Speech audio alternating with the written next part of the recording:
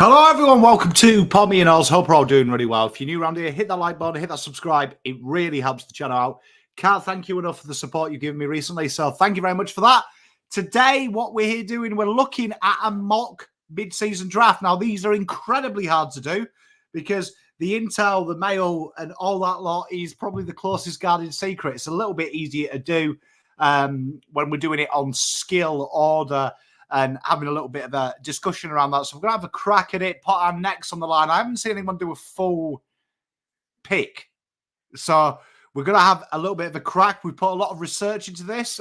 Thank you to those who have reached out, or I reached out to you, who are opposition fans, to give me just an indication of if I was right of what you're looking for and things like that. So we'll go through that as we do it. But let's crack into it. And we start with pick one, Geordie Payne, the big dog himself. I don't think this is much of a surprise. I mean, he's played down back. He's currently a forward, absolutely killing it in 2024.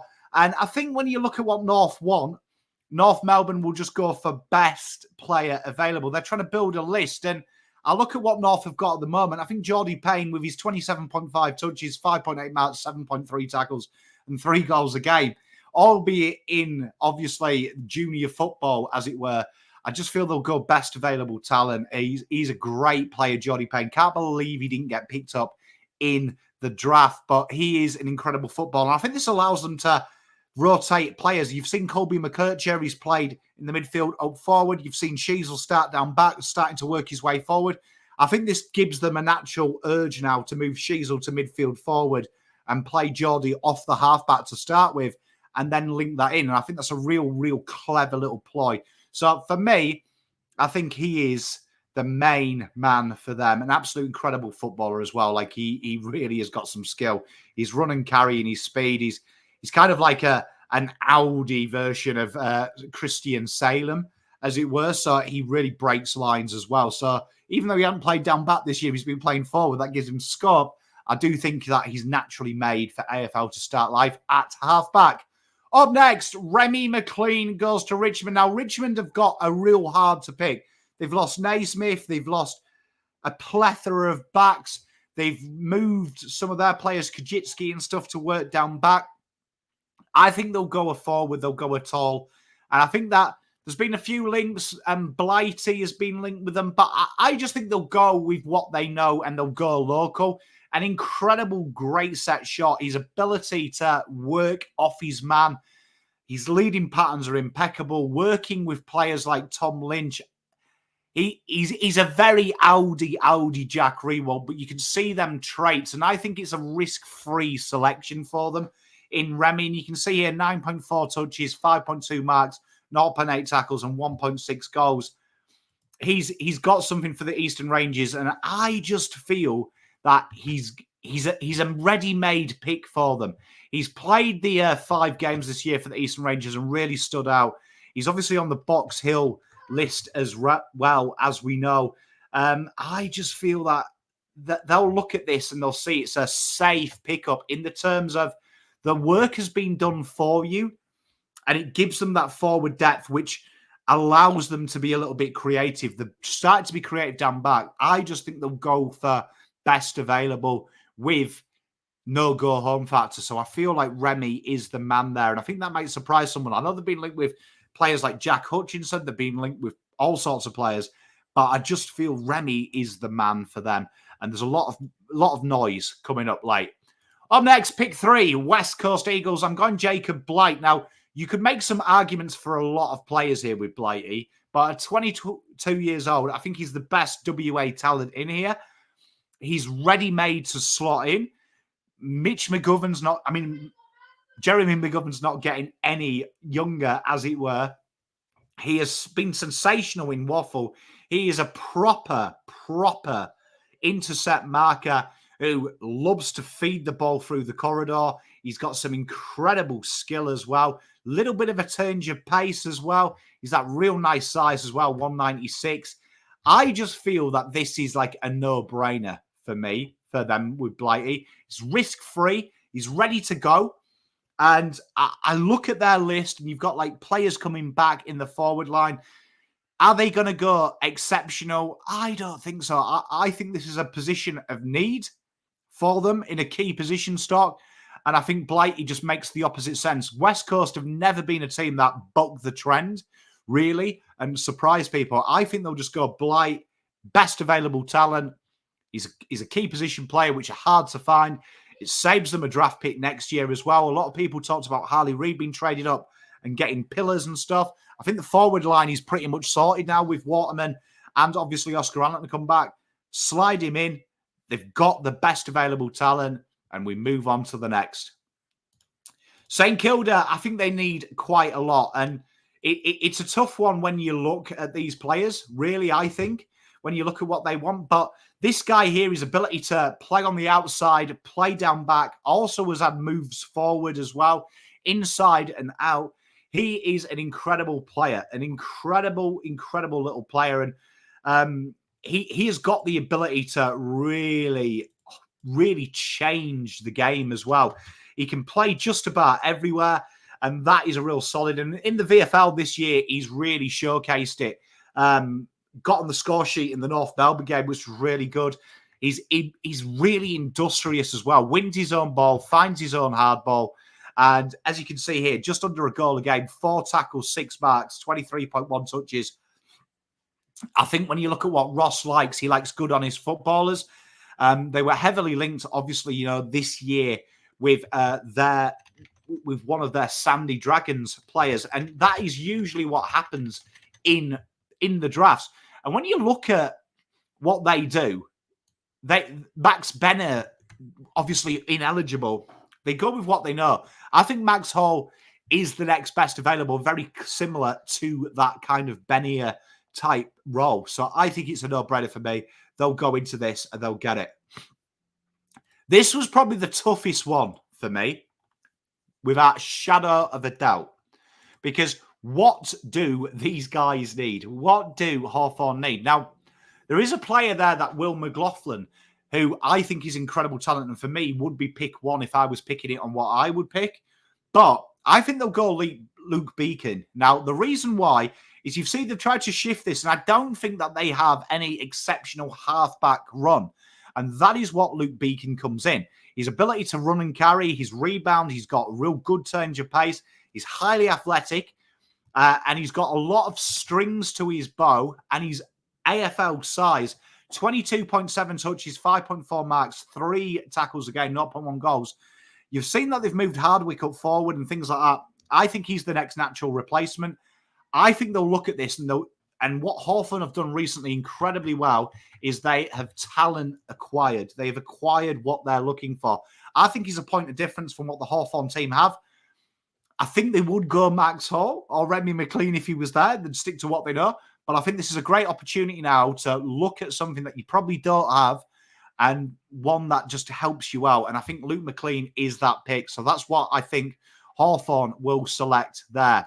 Up to pick 6, Brisbane. Losing Lincoln McCarthy, and we know what Brisbane do. They have an ability just to pick players. I think how this draft will go, Will McLaughlin will come in, and this kid can play football. Geelong product. So we know juniors and Geelong Falcons are incredible. 5 goals a game, 1.5 tackles, 6.3 marks, 14.5 disposals. And isn't it poetic that McCarthy's replacement is another Geelong kid? I think he's a no-brainer for me, an absolute no-brainer.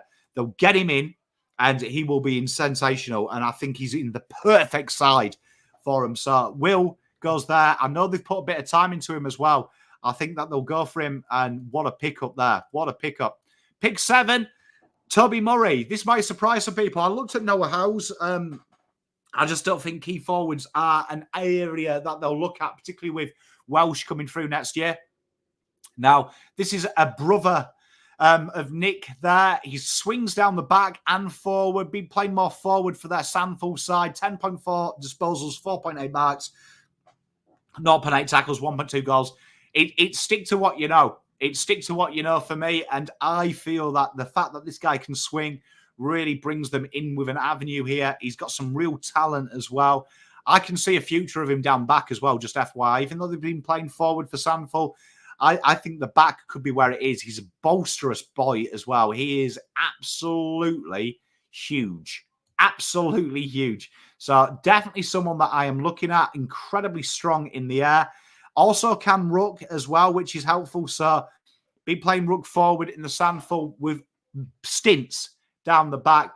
Strong in the air, intercept mark. Reminds me a lot of how Mitch McGovern went through his years. So that's why I think he may move down the back.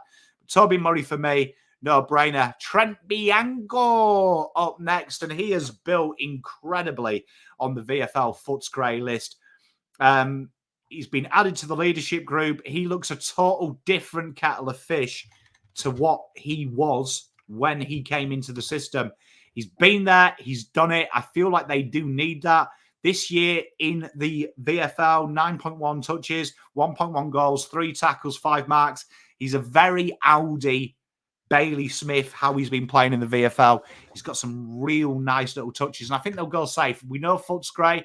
They don't often rock the boat. I think he'll go safe. And ready-made talent for them. They've done it a few times, Caleb Poulter and stuff like that. Trent Bianco makes sense. Gold Coast, I think they'll pass. I think they'll look at this draft, and with the players that are there, I don't really think that they'll look and go, you know what, let's go crazy. Let's go crazy. I think they'll pass. And I also think the same with Fremantle, although they have been linked with Caleb Ernst. Obviously, he's had some suspension issues, it has to be said, some off-field issues. So I don't really feel like they'll take the risk. And I don't really see anyone in this talent pool that they'll go for. I did and ah with the idea of Oscar Smart, but I don't think that that's their caper. I think they'd look at WA talent. So I think that they'll sit this one out. They've only got one list spot. Pick 11, my Blue Boys. This is a really, really tough one. A really, really tough one. So I've racked my brain. So historically, Carl would either go someone totally left field that no one's linked with, or we go with something that we know in the VFL, or from an establishment that we've been linked with. Really interesting that Counter taking one pick in here. Now, I feel Liam McMahon is way too early at this pick. So if Cowan had said they'd take 2 picks, I would have bet my ass to a barn dance it was the second pick. And historically, that's been the case. Cowan have promoted from the VFL in that avenue. When I look at the Blues and go, what do the Blues need? They need a goal-kicking third-type player who can take contested grabs, who can change the game. And I've looked through the list and I haven't seen anyone link us with him as of yet. So this could be the most stupidest thing that I've ever done. But I watched a couple of games. The most recent one was the Glenelg game that he played in. And he's he's obviously close with Ashton Moore and players like that. This guy could be it. And that is Patrick Weigert. 194, 92 kegs. He is the perfect roaming third tall. 1.4 goals this year, 9.9 disposals. He ain't shy as well as giving it out. 2.4 inside 50s and 1.9 tackles. Coming off the back of a real standout game against Glenelg as well. The 12 touches, 1 goal, 2, and the 2 tackles, and really was providing options all around. He's the kind of player that Nick Austin goes for, completely left field. And it shocked me as well, but I've looked at it, and for some reason, it just feels right. I could be wrong. If it isn't, it's Liam McMahon. But want to be different, want to make new content. So pick 11, Patrick Weigert. There it is. Jack Hutchinson here for the Pies, and this kid can play football. 190, absolute beast. 2 goals the other week and 1.3 goals a game, 3.3 tackles, 3.4 marks. They've had success with these like medium-sized forwards playing in the position. I think Jack is ready-made. Absolutely sensational. He's an upgrade for me on Ash Johnson. So I think this is a no-brainer for me. Their needs are quite obvious. Tolls and rucks, ideally. And I think Jack fits the bill for the tall avenue. Saeed El Hawili. There we are. We got it out eventually. This kid here is exceptional. Small forward. And I look at what Melbourne need. I think Melbourne need that POD there. They've got Bailey, which works. Their midfield is set. Their backline is set. Pickett kicks the goals. Feel like they need just that little bit of raw pace. And this guy here, 25.8 touches, 6.5 marks, 3.2 tackles. He is a real pressure-based forward who can slide down back as well into the wing areas. He likes to take marks real high up there. I really like Saeed. I think he is a real talent. And this is the kind of thing that Melbourne would do. I think they'll look at it, play him in Casey for a while. He's a bit of a POD. One of these positions that's a real high success rate in these mid-season drafts. He's been exceptional this year, and I think that will be their selection. Port Adelaide, they've lost a lot of players. Obviously, they've lost Sam Powell-Pepper. And when I look at what Port Adelaide may do here, I don't think they'll go young. I really don't. I think they'll go someone who's ready now. And Jez McLennan has really redeveloped himself playing back in Sandford. Well, started life as a medium-sized defender, has become like a medium-sized forward who can pinch it in the midfield. And that is basically Sam Powell-Pepper. 20 touches, 6.6 marks, 3.1 tackles. He's a little bit of a beast here. He's a real bit of like a plug-and-play type player. Real good defensive craft, real tough, mature age. He's been on the list at Gold Coast before. I think he'll get a second chance with Port. I think that's a real safe pick. I know they've been linked with Logan Evans and stuff. I think you can get Logan Evans another time. I think just solve a hole this year. Essendon, Oscar Smart. Now, this is that type of player that I think when I look at Essendon, they probably need. And this guy here is insane. He's been insane in the VFL. His forward craft is second to none. He's got power through the core, finds space. He can kick on both pegs as well in the forward line. A real handful. And a natural replacement, I feel, for Jake Stringer moving forward as well, working with him. So pick 15, I've got them going here. And look at that, already in the VFL, 2.4 tackles, 1.2 goals. A real goal sneak and a little bit of talent there. Up next, North Melbourne. North Melbourne are in a real privileged position, and I think they'll go Jasper Scaife here. This guy here, ex-Freo NGA player, and he can play football. He really can play football. You've seen it this year in the Waffle, 1.6 goals, 2 tackles, 4.9 marks, 10 touches. Incredible body work. He's a real good leader of the ball, really strong as well. Really exciting little talent here. So I think North will just go best available, get him into the system. Fantastic. Richmond's second pick, they went Remy McLean. I think they'll go Sam Davidson. He's in their VFL side, 1.2 goals this year, 2.8 tackles, 12.5 touches. And this kid here can play football and he can find ball as well. He's that kind of like mid-sized player.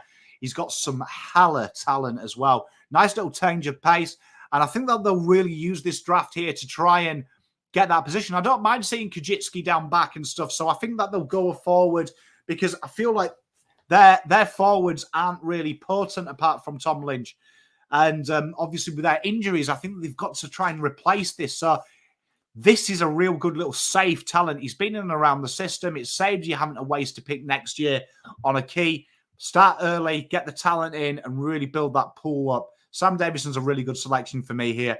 Pick 18, Brisbane Lions. I think they'll go Trey Rusco. They've gone with Will McLaughlin early. Trey Rusco is just plug and play now. So while Will is learning the ropes and trying to be that next Lincoln McCarthy, Trey can come straight in. WA have been linked with him. Obviously, he's been wonderful, though, in the Waffle for West Coast Eagles. And I think this will be their gain here. Playing forward, real pressure, good body as well. So you know he can play in the 2 goals a game. He's definitely what they need. They've got that ability there, and Brisbane will go safe. Pick 19, Adelaide Crows. I think they'll go Kobe Ryan here. He's been changing the game in the Sandfall. And 24 touches, 3 marks, 10 tackles, 1.2 goals. Lost Rory Sloan. Few injuries there. I think he's just a natural made replacement. I think they'll bring him in and he's working in an incredible system there. Get him now because he'll be gone this time next year. And Carlton, they will pass, I predict. Agresta and Austin have said 1 pick. Collingwood, final selection. They'll go Bryn Teakle. He's trained with them in the preseason, was unlucky not to get it. He'll probably get his berth now. 35.3 hit outs. He's a ready-made ruckman. Definitely improved since his time at Port as well. He's been really sensational in the Sandfall. So I think he will come through. Now, this is a surprise. We know with Dogs that they like to spring one every now and then. And Ange Qual Nun is an incredible point of difference ruckman. 22 hit-outs this year, 3.1 tackles, 2 marks, 6.4 disposals. He's fast. He's got incredible ruck craft. And his point of difference is insane from this time last year to now. He's really improved. I think Footscray will look at this and go, you know what, let's get him in. Let's get him in now. We've got Timmy English there. What are we doing about the rucks there? Point of difference, could play ruck forward, I believe, as well. He's got the nous. Take it now. Take the chance now and get it done. North Melbourne, Matty Ling. Matty Ling, he's been on the Sydney list. Incredible kick he is. 5.2 marks, 20 touches, 2.3 tackles, 0.2 goals, that should say. And he's got an absolute bullet, a laser kick, real good kicking skills. And that's probably what North lack at the minute. A guy who can hit targets. He's a safe selection here. I think Matty Ling comes in after go with Scaife and Payne. They've really done it. And then I predict Brisbane, Adelaide, and North will pass their selections, which I think is a realistic draft. That is, by my count, we've got, what, 19 selections? 21 selections expected tomorrow. We will be live for it. We'll be covering it, so can't wait to do that. Let me know what you think. I think that's fairly realistic. Peace, love, and light. Pom out.